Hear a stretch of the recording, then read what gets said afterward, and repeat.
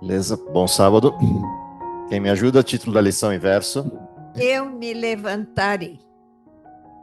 Por causa da opressão dos pobres e do gemido dos necessitados, eu me levantarei agora, diz o Senhor, e porei a salvo aquele que anseia por isso.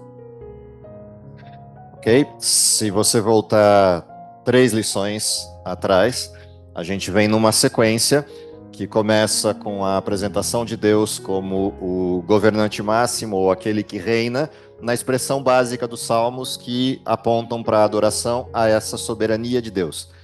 As 2 lições seguintes, a gente foi levado a observar as questões do sofrimento humano, culminando em uma pergunta crucial que é: se Deus é bom, se Deus existe, se ele é soberano e perfeito e completo como ele diz ser, por que pessoas sofrem? E a gente viu formas diferentes da atuação de Deus e perspectivas diferentes da atuação de Deus quanto ao sofrimento humano, quanto às mazelas humanas produzidas pelo pecado. Na lição dessa semana, a gente inverte o modelo.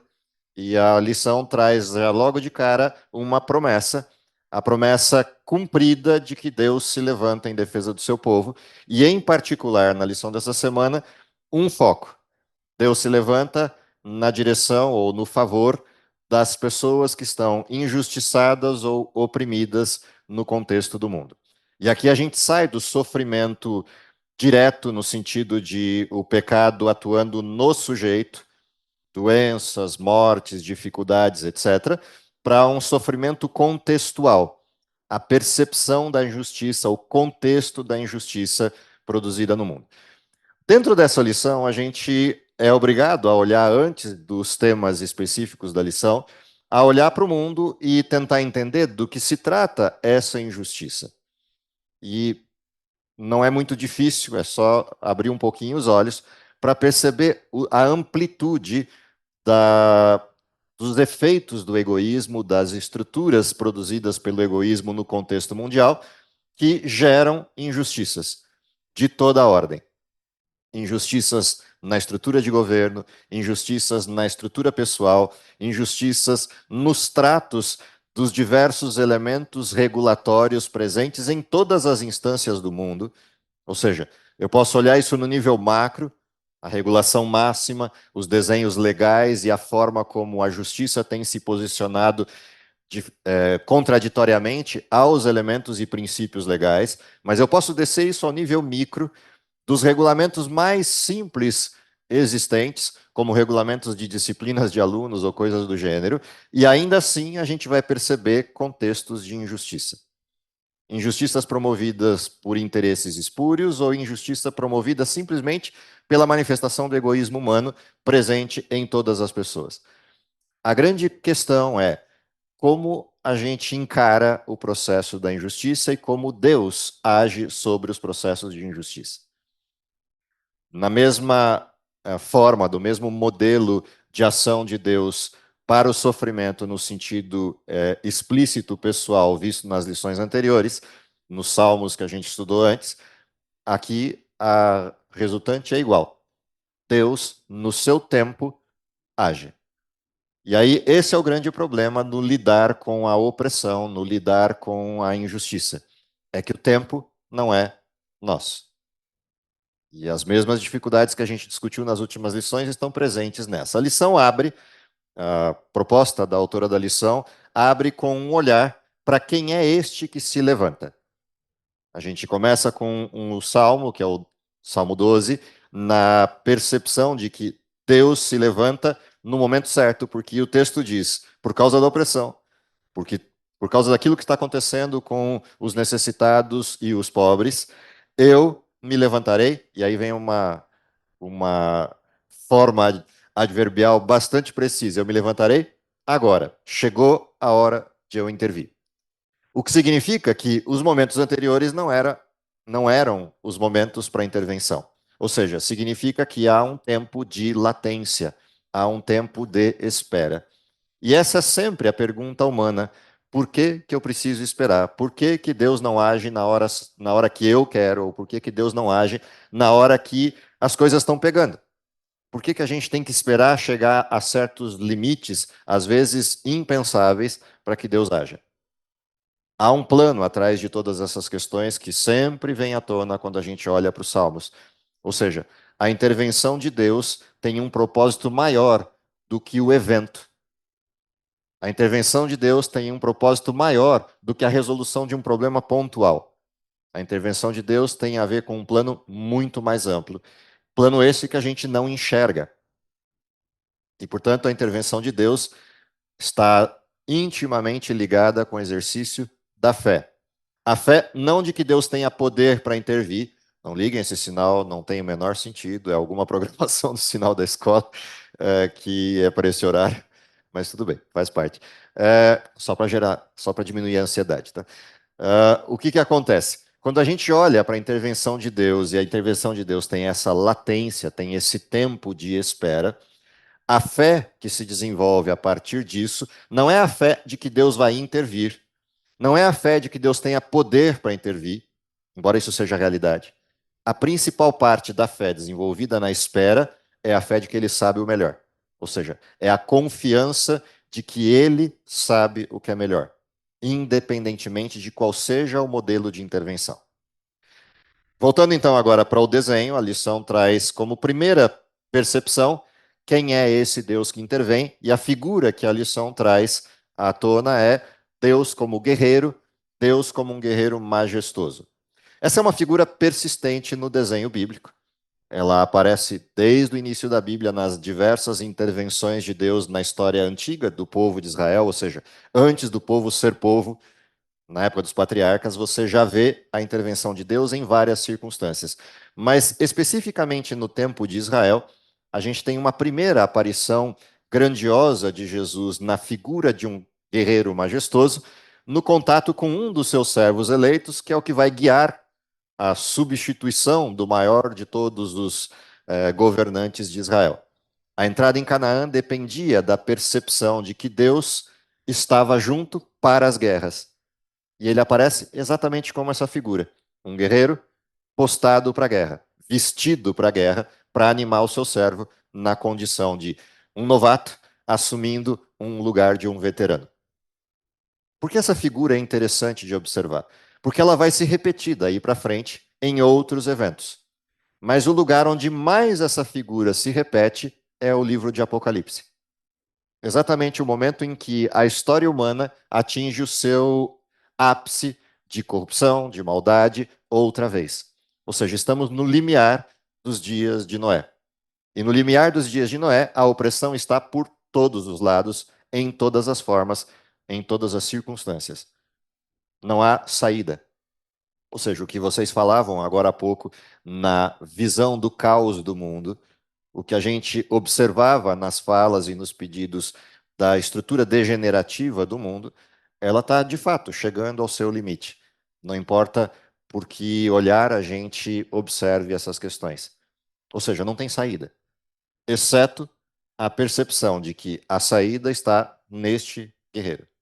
Portanto, as mensagens desses salmos, principalmente os três que a gente olhou essa semana, um deles, de forma muito interessante, traz essa visão de Deus intervir, que é o Salmo 144.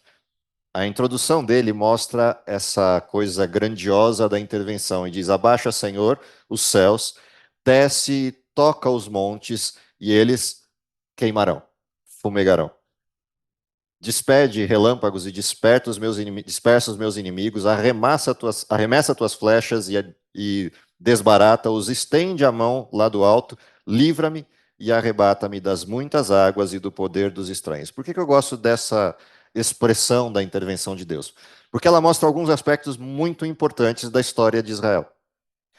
Se a gente se lembrar, Israel estava sempre protegido por uma nuvem que os cobria durante o dia no sol escaldante do deserto ou aparecia na coluna de fogo na noite fria do deserto.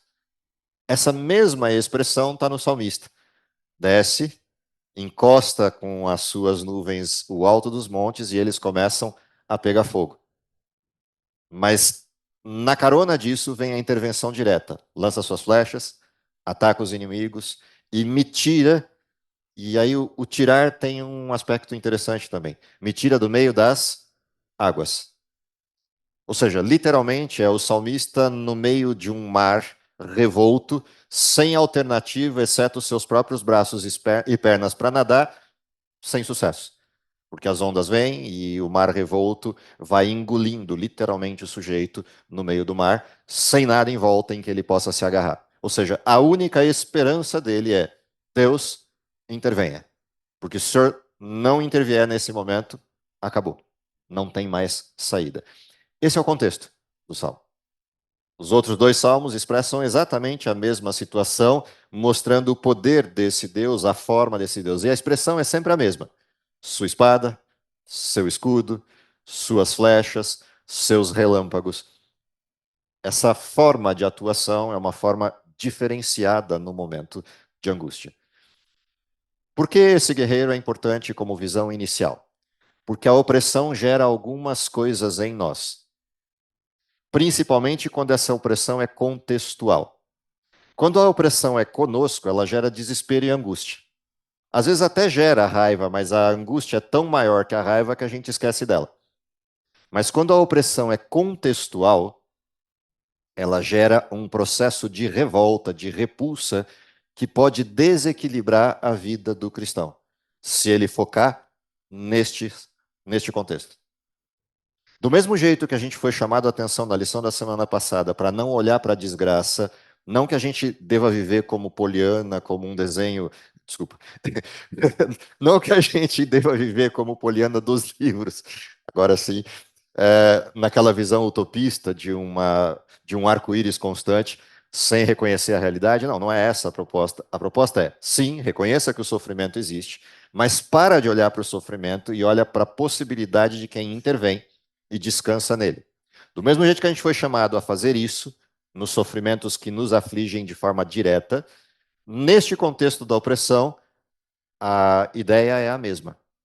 Porque se a gente continuar olhando para a opressão, essa raiva vai se tornar em repulsa, essa repulsa vai se tornar em uma ira incontida e uma tentativa de resolver os problemas com as próprias mãos. E esse é o nó, esse é o problema. Ou seja, o cristão muda o seu perfil de amor para um perfil de ódio, para um perfil de ataque.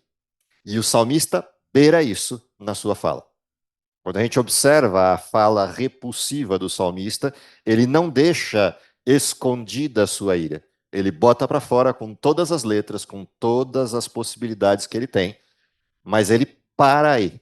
Quando ele está quase cruzando o limite de controle, ele para e se volta para Deus e diz: Mas não sou eu que consigo resolver. E ele vira para Deus e diz: Desce daí e resolve o problema. Ou seja, Deus, muda a perspectiva. Porque se não mudar a perspectiva, eu mato um. Em outras palavras, é isso que está acontecendo com o salmista. É aquela velha história da gente olhar para Deus e Deus, me dá compaixão e perdão, porque se eu me der poder, eu mato todo mundo. Esse é o desenho do salmista. Ou seja, ele transfere a Deus a responsabilidade. Não é simples isso. E isso depende de olhar para o lugar certo. Porque se continuarmos aprofundando o olhar para a desgraça que o mundo se meteu, isso vai produzir um contexto difícil de convivência. Nelson? O Salmo 144, Uhum. e realmente o salmista vai até o versículo 8, né? Sim. Ele vai ali botando tudo para fora, e aí ele, como você falou, ele para. Uhum. No verso 9 ele diz: A ti, ó Deus, eu entoarei um cântico, um novo cântico, no saltério de 10 cordas, e cantarei louvores, tá? E aí a lição cita no comentário, né? O louvor e a oração eram fontes de força de Davi, mais poderosa do que qualquer arma de guerra. Somente em Deus se deve confiar e somente a Ele adorar e prestar louvor. Por que é interessante isso? Porque Davi não é um sujeito qualquer vivendo a opressão. Davi é um sujeito com todo o poder disponível, um baita guerreiro, não é um guerreiro qualquer. É um sujeito que tem do lado dele outros 70 guerreiros do nível de Alexandre o Grande ou melhores. Para fazer qualquer coisa, basta um piscar de olhos. Ou seja, ele tem o poder para vingar. Mas ele recua disso e volta-se para a direção. E isso não é sempre. Há momentos em que Davi ultrapassa o limite e usa o seu poder. E normalmente dá ruim no final. Mas nesses contextos dos Salmos, a gente percebe como Davi tenta conter essa ira que o assume de forma completa. Se a gente lembrar, quando Davi parte para a guerra com Golias, para o embate com Golias, no momento inicial desse processo, aquilo ferve, sobe aquele sangue e ele vira com toda a repulsa do que está acontecendo na fala de Golias. Mas ele, naquele momento, para e diz: essa fala não é contra mim, não é contra o povo, é contra Deus. E aí ele muda o contexto, e em vez de ir para lá com guerra, com espada, com todo o aparato de Saul, ele volta àquilo que ele aprendeu cuidando de ovelhas e pega uma funda e 5 pedras. E a primeira já resolve o problema. Portanto, esse contexto é interessante nos Salmos. Ou seja, a abertura do Deus como guerreiro é a percepção de que a vingança e a resolutividade do mal está nas mãos dele e não nas nossas. E por isso, as duas próximas lições que falam de justiça sobre os oprimidos e na sequência dessa, a pergunta crucial, né, até quando julgarão de forma injusta? Essa pergunta só é respondida quando a gente volta o foco para Deus e diz: até quando? Até quando Deus quiser. Até quando? Até quando Deus permitir. Até quando? Até quando for importante para a salvação de alguém.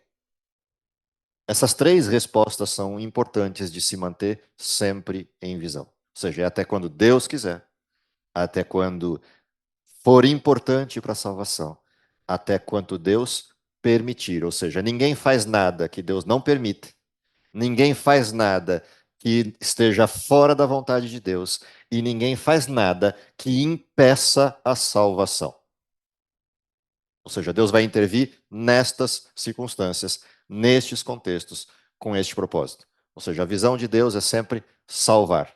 A visão de Deus é sempre eternidade e não circunstância. Circunstância é o movimento do pecado que é finito. Deus não está preso às circunstâncias. Deus não está preso ao momento, Deus está sempre focado no eterno. E essa é a confiança que o cristão deposita em Deus, ou seja, ele olha o contexto, ele entende o contexto, ele sofre com o contexto, mas ele entende que na eternidade isso é nada. No tempo da eternidade, isso é só um hiato, que vai passar como o vento. E a partir daí, o cristão muda o seu olhar. E é por isso que o salmista interrompe e diz: eu louvo, eu bendigo o nome de Deus. Por uma razão muito simples. Ele olha e fala: por que eu estou preocupado? O que é o problema diante do Deus que resolve o problema? O que é o momento de dor diante do Deus que me dará alegria por toda a eternidade? E aí ele muda o contexto. Continua com o seu sofrimento, mas esse sofrimento agora vem para uma dimensão suportável.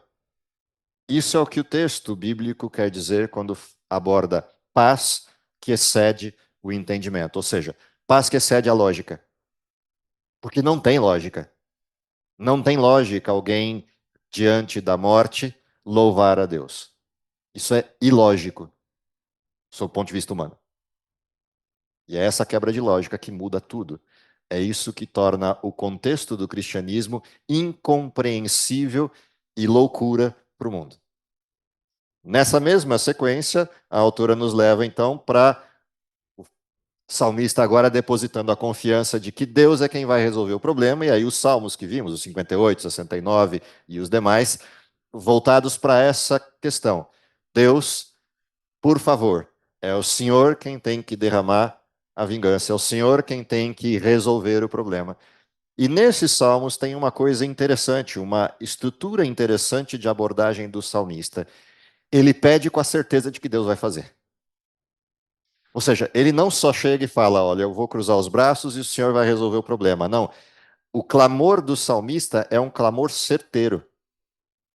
Ele já não está mais preocupado com o tempo, ele coloca toda a sua indignação nas mãos de Deus, mas diz: Deus, vem e resolve a conta. E esse vem e resolve a conta é um vem com certeza. Eu sei que o senhor vai resolver, e ai de quem duvidar. Eu sei que o senhor vai resolver, e ai de quem insistir em continuar a rebelião contigo. Porque a hora que o senhor descer a mão, sai de baixo, porque a coisa vai ficar feia. Essa é a expressão do salmista. Ou seja, essa é uma outra forma, quase, pegando carona do pastor Abidoral ali, quase como uma catarse. Ou seja, você virá para Deus na certeza de que Ele vai intervir e faz a sua catarse nesse momento, dizendo: Deus, eu sei que a hora que o Senhor puser a mão, sai de baixo. Portanto, ao mesmo tempo que o salmista diz: derrama sobre os meus inimigos a tua ira e resolve a conta, o salmista entende que o peso da mão de Deus é de tal ordem que ele agora olha para os inimigos e começa a ter pena deles. E ele mistura sentimentos. Aquilo que era uma ira incontida pela corrupção, pela injustiça, pela opressão, se mistura agora com, talvez, Deus, será que esse tempo não é o tempo para eles se converterem? Porque se o Senhor descer a mão, eu não queria estar na pele deles. E o salmista mistura esses dois sentimentos. E agora o cristianismo se recupera. Ou seja, aquilo que era a ira contra o pecado se mistura com a complacência, com o desejo de perdão e salvação do pecador. E essa é a dimensão correta do evangelho. Ou seja, os salmos, quando fecham esse modelo, a ira incontida inicial, a transferência para Deus como reconhecimento do poder dele, depois o olhar para o problema de novo e dizer: Deus intervenha, mas olhar, a intervenção de Deus vai destruir a tal nível que é melhor que o sujeito perceba e se arrependa. Tudo isso junto mostra essas duas facetas da moeda chamada amor: a justiça incontida de Deus e a misericórdia incontida de Deus atuando juntos no mesmo cenário. Essa é a visão do cristão e é isso que molda o coração do cristão. Entendido isso, à luz de todos os elementos históricos que envolvem o povo de Israel, Israel contra os assírios, Israel contra o Egito, Israel contra a Babilônia, Israel contra Roma, já nos dias de Cristo, todos esses elementos juntos como contexto histórico, na realidade são apenas cenários para a gente transferir para 2021 e observar que tudo o que está acontecendo no nosso redor não tem nada de novo debaixo do sol. Ou seja, oi? 24, desculpa. Eu estava com a pandemia na minha cabeça e falei o 21 como ato falho, 24. Obrigado pelo aviso. Tudo isso que a gente vê dentro do nosso contexto é parte do mesmo cenário. Ou seja, nada novo debaixo dos céus, inclusive a idade. Só para pegar a piada. Droga do professor escutar por todos os ouvidos é dose. Mas vamos lá. Todo esse contexto, na realidade, é a demonstração do quê? Lembra das bem-aventuranças, o finalzinho delas? Qual é a sensação de quem está sendo oprimido no final das bem-aventuranças? Por que eu? Por que comigo? Qual é a frase de Jesus? O que você está se achando? Assim foram com todos os que vieram antes de você. Não é só você. É você e a torcida inteira que veio antes.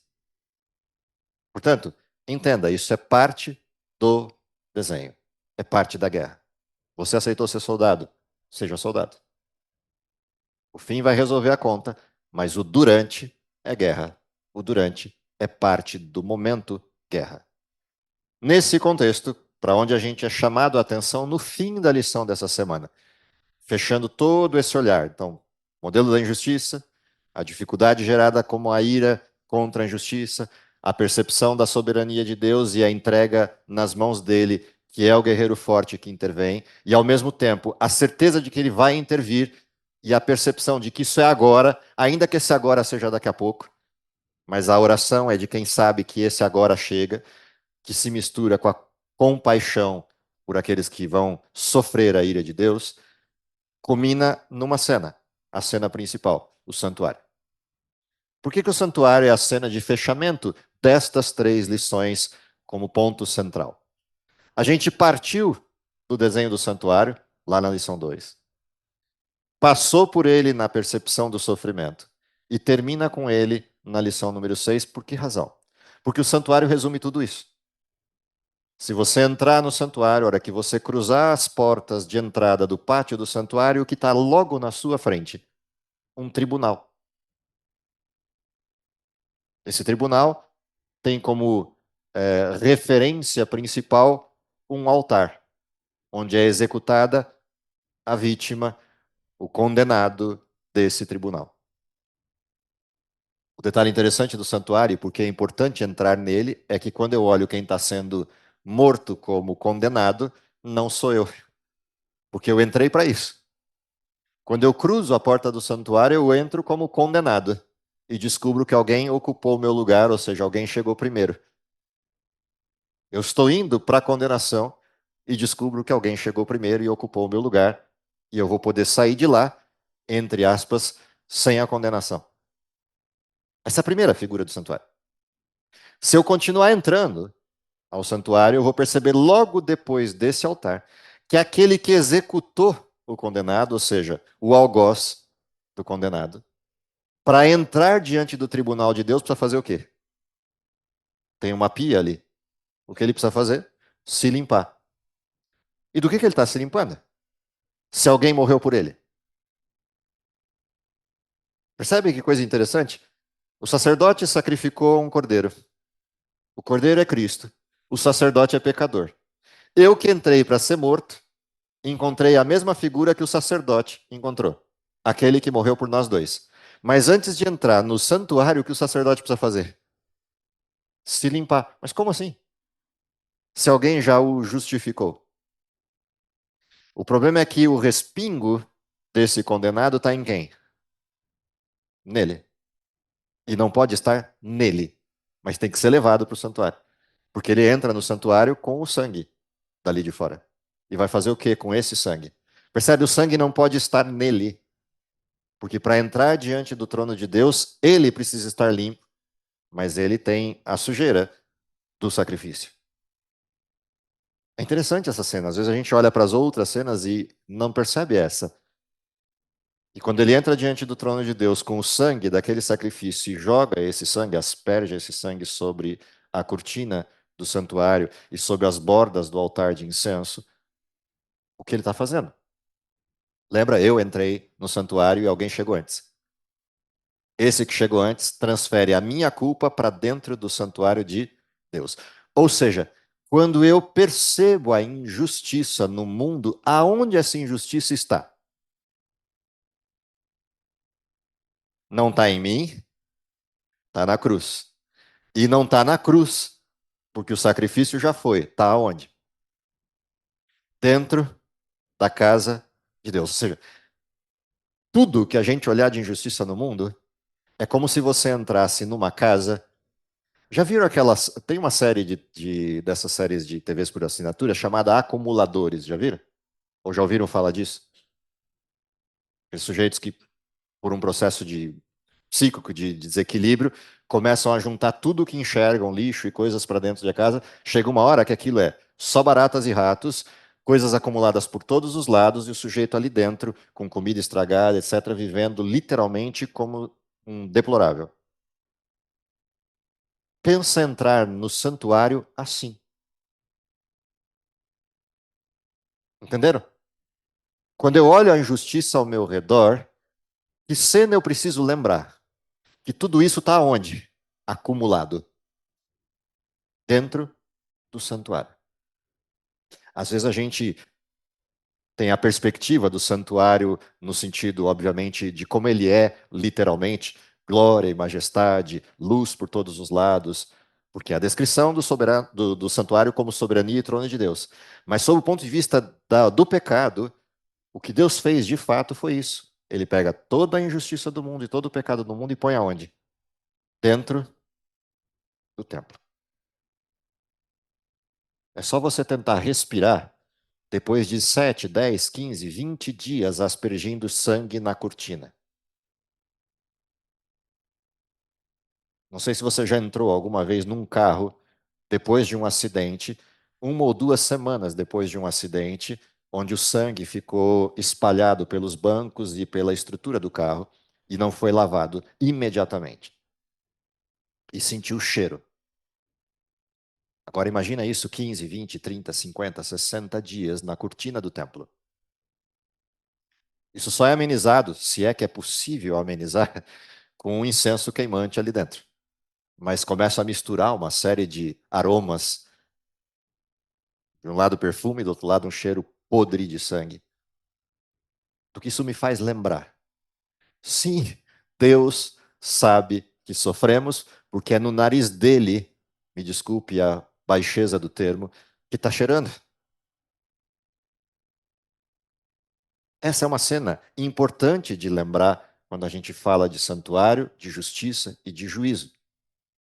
Lembra, não é à toa que o termo purificação do santuário aparece. Porque sim, é necessário um momento de fazer a faxina, de limpar toda aquela estrutura sórdida que está lá dentro. Ou seja, Deus está tão incomodado com o problema quanto nós, mas um pouquinho mais que nós, porque nós estamos incomodados com um pedaço do problema, que é o que nós conseguimos ver. Deus está incomodado com o problema inteiro, de todos os sujeitos do mundo, de uma vez só. Essa é uma outra percepção interessante, e por isso terminar com a visão do santuário é interessante. Mas do outro lado da cortina tem um trono, tem uma lei e tem a glória. Portanto, quando o salmista diz Deus desce, é a mesma coisa que o sumo sacerdote entrando no templo e cruzando o véu, e agora a glória enche o templo. A figura do desce e os montes fumegarão é a mesma cena do santuário. O santuário encheu-se de fumaça. Se você vai ao final do livro de Apocalipse, capítulo 15 e 16, o que a gente tem lá? Exatamente essa cena. Lembra? Joga o incensário, o santuário se enche de fumaça. Está feito. Os anjos são libertos e as taças dos flagelos caem sobre o mundo. Ai dos que estão na terra. É a cena final da história. É com essa cena que a gente deve se preocupar no sentido de atenção toda vez que a gente olha ao redor e vê injustiça de alguma ordem. Eu preciso lembrar de tudo isso na figura do santuário. Porque depois que o santuário está purificado, sobra só o quê? Luz. Glória por toda a eternidade. Às vezes a gente esquece disso. Para o povo de Israel era impossível esquecer, porque todo santo dia, quando ele acordava, lá estava o santuário, lá estava a nuvem. Para nós, isso é uma imagem que a gente precisa recuperar. E é muito interessante a autora fechar a lição dessa semana com essa figura, porque isso mostra onde deve estar o nosso foco nessa cena inteira. Ou seja, há justiça? Sim, houve morte. Há intervenção de Deus? Sim, o santuário vai ser purificado. Mas no intervalo é imundícia, incomodando Deus, tanto quanto a gente. Pastor Abdorão? Sim, à vontade.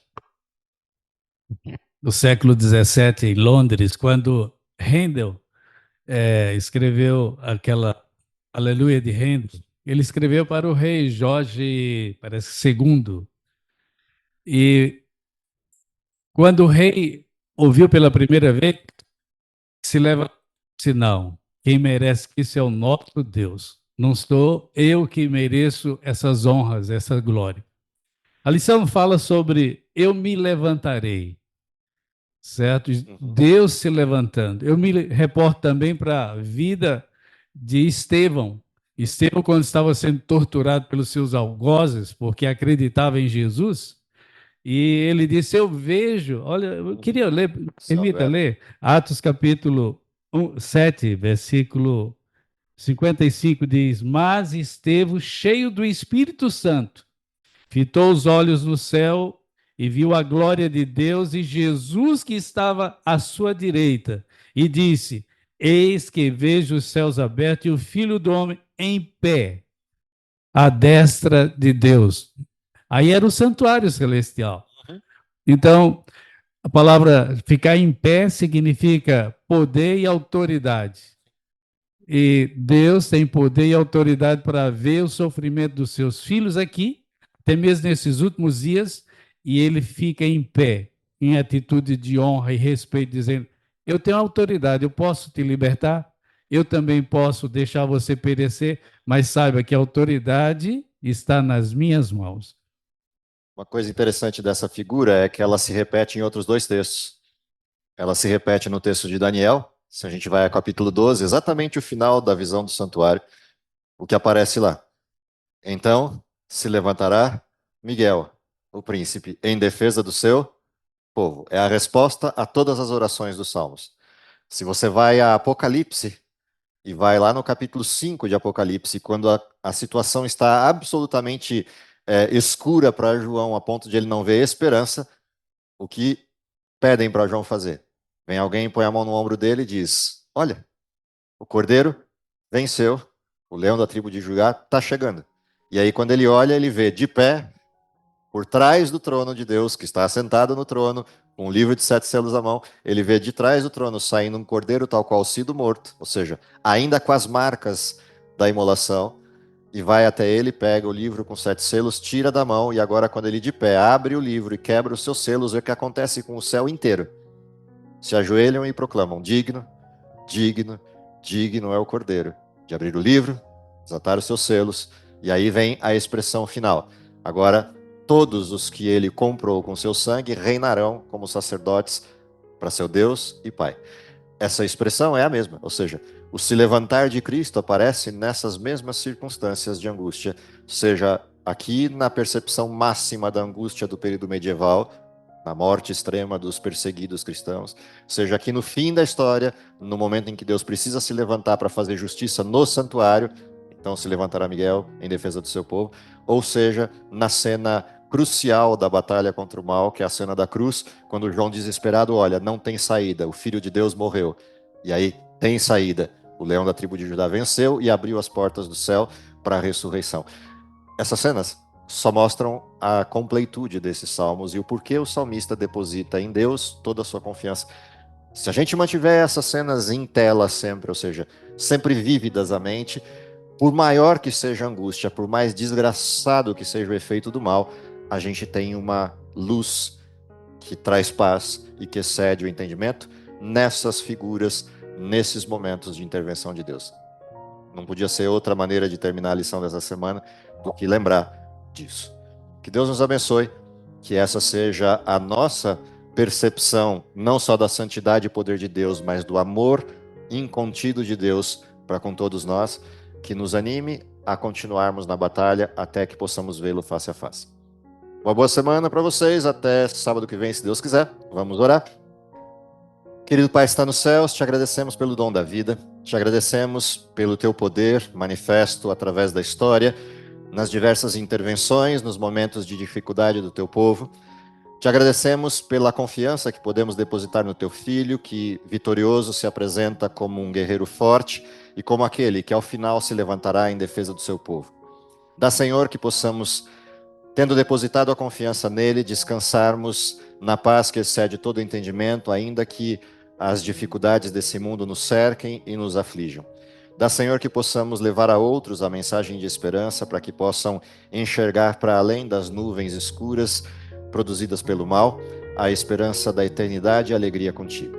Perdoa os nossos pecados e prepara-nos para o teu reino, é o que lhe pedimos por Jesus. Amém.